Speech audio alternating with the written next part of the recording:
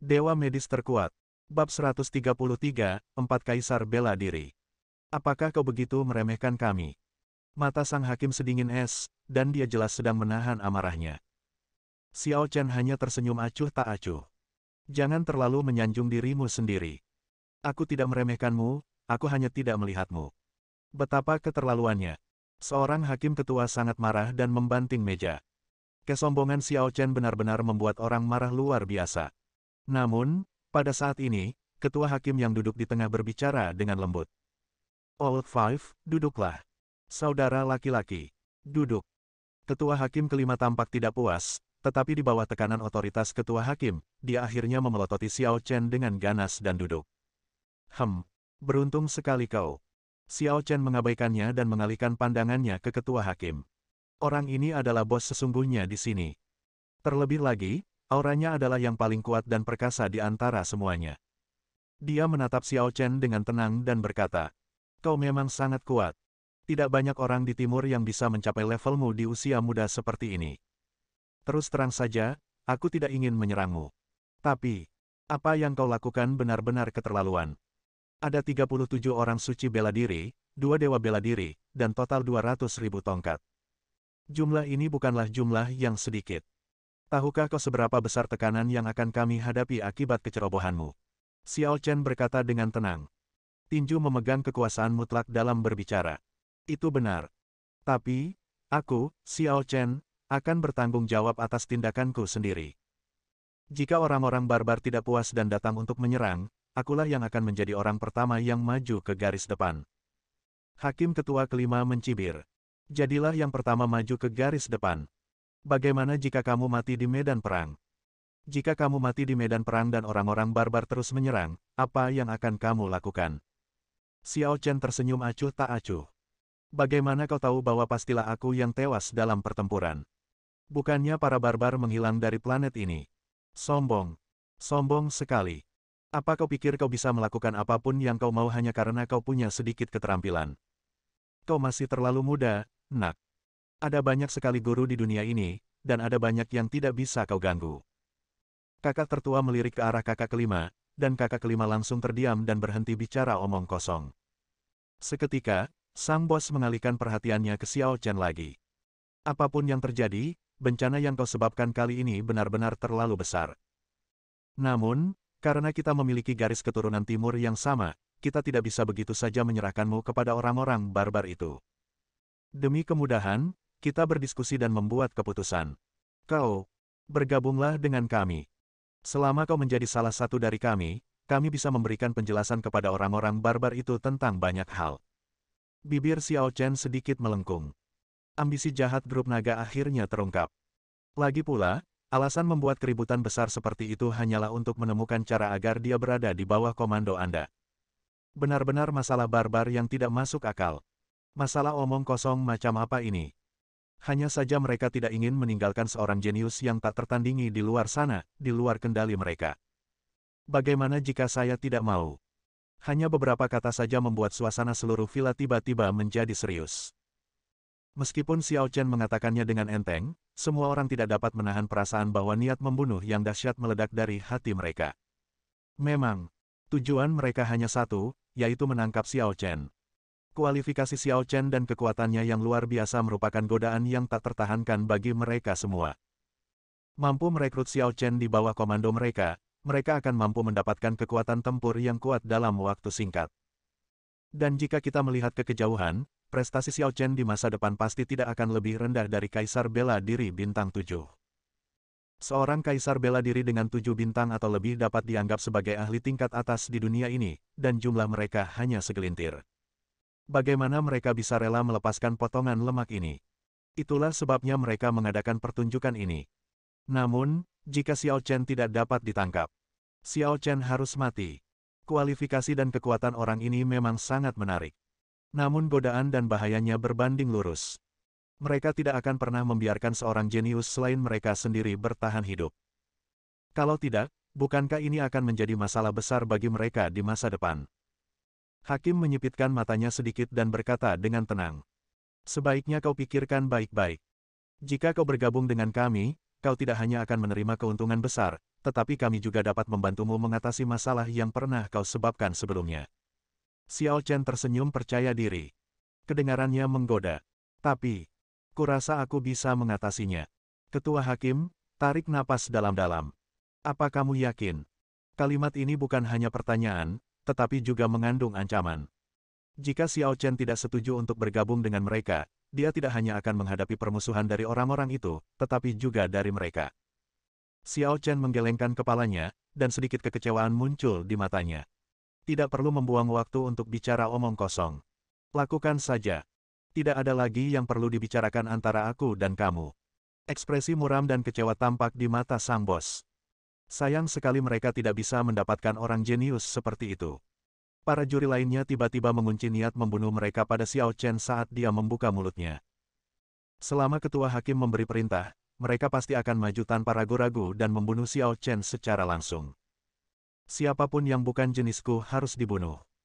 Ketua juri terdiam selama 30 detik penuh, matanya tertuju pada Xiao Chen.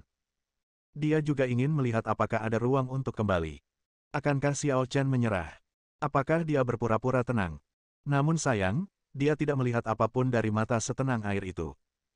Seolah-olah hati Xiao Chen bagaikan genangan air jernih, tanpa pikiran apapun yang mengganggu. Melihat ini, dia tahu bahwa Xiao Chen bukan lagi sesuatu yang bisa didapatkan oleh grup naga. Sambil menarik napas dalam-dalam, dia melambaikan tangannya sedikit. Itu seperti sebuah perintah.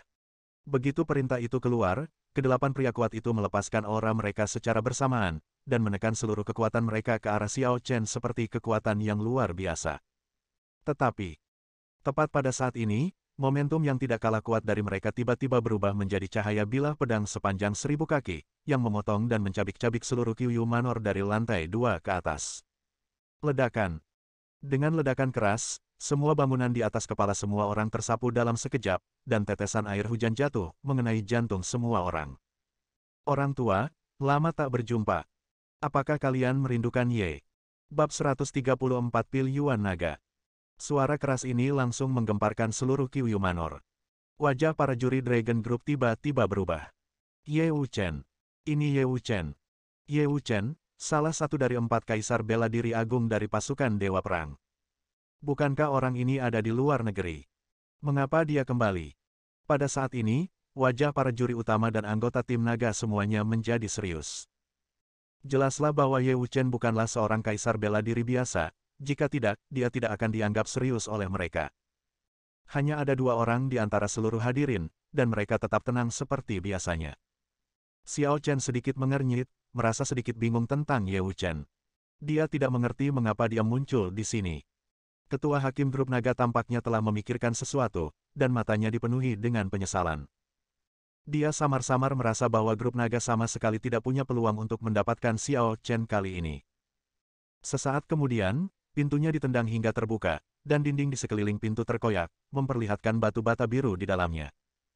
Semua orang melirik keluar, mula-mula melihat anggota tim naga tergeletak di tanah, lalu sekelompok pria berpakaian jas berjalan cepat masuk, menghadapi Dewa Perang tim naga. Setelah semua pria berpakaian jas masuk, seorang pria elegan dengan pakaian olahraga kasual perlahan berjalan memasuki aula. Dia memegang setengah batang rokok Dakianmen di mulutnya, memperlihatkan sedikit temperamen bohemian dalam keanggunannya. Namun keyakinan yang terpancar di matanya dan auranya yang sulit dipahami dan menakjubkan membuat orang tidak berani meremehkannya. Ini adalah pria yang sangat berbahaya. Ye Wuchen, bukankah kamu di luar negeri? Mengapa kamu kembali? Ye Wuchen mendengus dingin.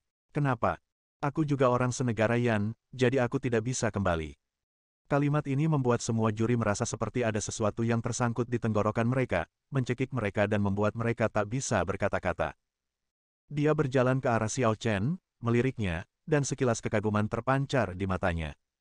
Tidak buruk. Sangat bagus. Sepertinya Pak Tua Sen pandai menilai orang. Menghadapi sekelompok orang tua ini, dia tidak bisa bersikap rendah hati atau sombong. Dia benar-benar pria sejati. Xiao Chen sedikit mengernyit. Dia tidak suka cara Ye Wuchen berbicara. Namun pihak lainnya adalah anggota pasukan Dewa Perang, dan menyebut-nyebut Shen Tianjun, jadi seharusnya dia ada di sini untuk membantunya, jadi dia tidak banyak bicara. Setelah Ye Wuchen memuji Xiao Chen, dia menatap hakim ketua dari grup naga, memantulkan abunya dan berkata, Hakim ketua, Semua orang adalah teman lama, tidak perlu bicara omong kosong, kan? Xiao Chen, sekarang instruktur utama pasukan Dewa Perang. Haruskah kamu memberiku sedikit muka dan membiarkan orang pergi, atau akankah aku memukulmu dan membawa orang pergi? Kesombongan yang begitu nyata membuat para hakim ketua begitu marah sampai muntah darah. Ye Wuchen, jangan terlalu lancang. Kamu pikir kamu siapa? Kamu pikir kamu siapa? Ini adalah kelompok penghakiman kelompok naga, bukan tempat di mana kamu bisa bertindak liar. Ye Wuchen memutar matanya, menghisap rokoknya, dan berkata, aku hanya bicara dengan orang yang berwenang. Minggirlah, dasar bajingan. Jangan hina telingaku. Anda. Semua orang marah, tetapi tidak ada yang dapat mereka lakukan.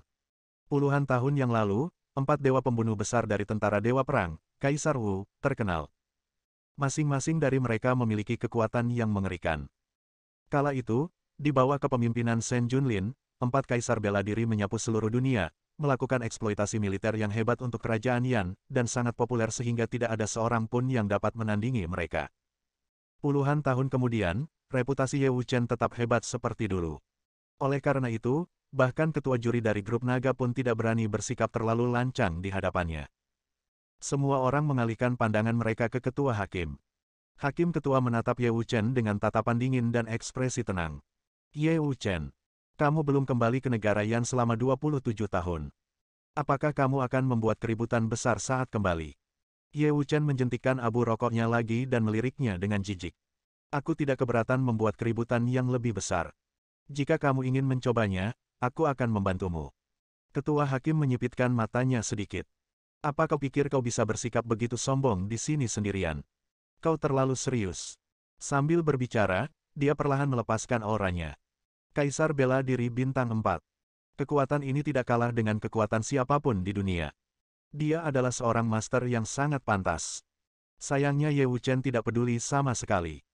Kaisar bela diri bintang 4, hebat sekali ya. Lihat betapa bangganya kamu pada dirimu sendiri. Setelah berkata demikian, dia membuang puntung rokok di tangannya dan menghancurkannya dengan sepatu kulitnya. Pada saat yang sama, dia juga menyebarkan auranya. Kekuatan puncak seorang kaisar bela diri bintang 5. Pada saat ini, semua anggota tim naga tidak bisa menahan gemetar, menatap Ye Wuchen dengan ngeri. Kaisar bela diri bintang 5. Sialan, kenapa orang ini begitu kuat?